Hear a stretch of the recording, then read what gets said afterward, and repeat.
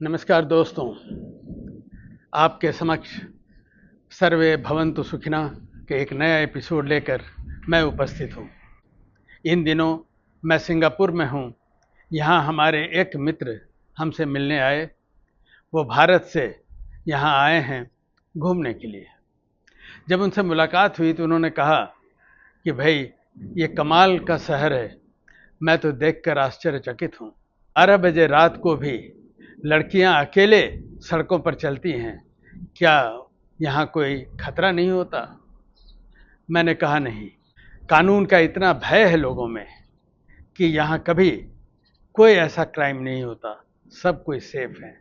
यहाँ के लोग नियम का पालन करते हैं।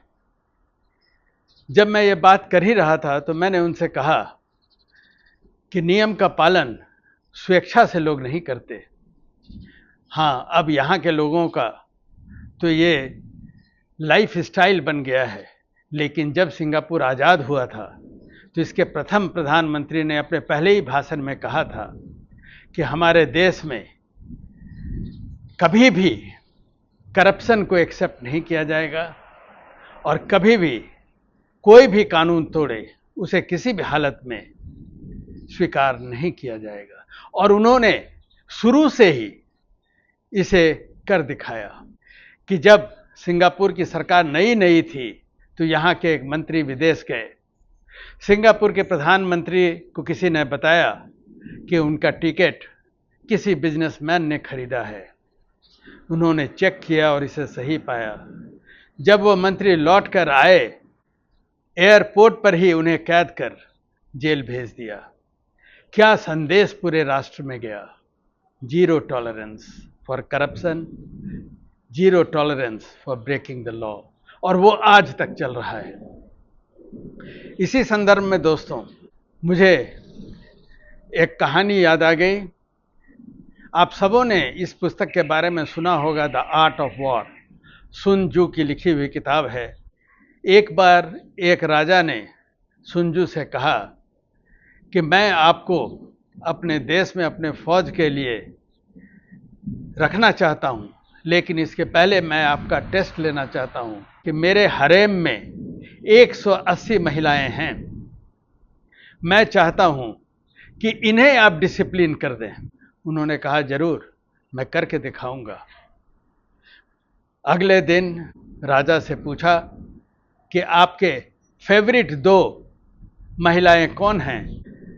हरेम के 180 महिलाओं को उन्होंने 2 ग्रुप में बांट दिया और दोनों का कमांडर या लीडर उन 2 फेवरेट महिलाओं को उन्होंने बना दिया। ट्रेनिंग के लिए ले गए और उन्होंने कुछ नियम बताए और उसके बाद उनको नियम फॉलो करने का आदेश दिया। जैसे ही पहला आदेश दिया, महिलाएं खिलखिला के हंसने लगीं। किसी ने नहीं माना। उन्होंने संयम रखा। फिर दूसरा आदेश दिया, फिर महिलाएं खिलखिलाने लगीं। उन्होंने उसी वक्त ट्रेनिंग बंद कर दी। राजा सोच में पड़ गए कि इनसे महिलाएं कंट्रोल में नहीं आ सकी। सुनजू ने क्या किया? उन्होंने राजा को जाकर बताया कि दोनों लीडर जो थे दोनों ग्रुप के, जो आपकी फेवरेट महिलाएं हैं, दोनों को मैं फांसी पर लटकाना चाहता हूं। राजा उनसे इतना प्रेम करते थे कि घबरा गए। वो बोले नहीं, ऐसा नहीं हो सकता। उन्होंने कहा नहीं, आपने मुझे यह टास्क दिया है, मैं करके दिखाऊंगा और इन दोनों को एग्जीक्यूट करूंगा। और उन्होंने वही किया। अगले दिन फिर महिलाओं को बुलाया गया और जब वो खड़ी हुई तब तुनसु ने कमांड दिया। पहले ग्रुप को दिया, दूसरे ग्रुप को दिया। अक्षरशः उस कमांड का पालन हुआ।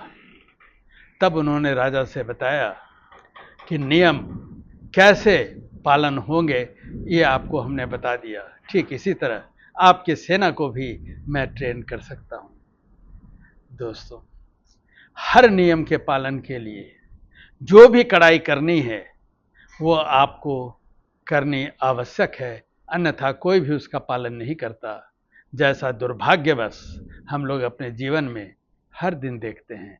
इस अंक में इतना ही। नमस्कार।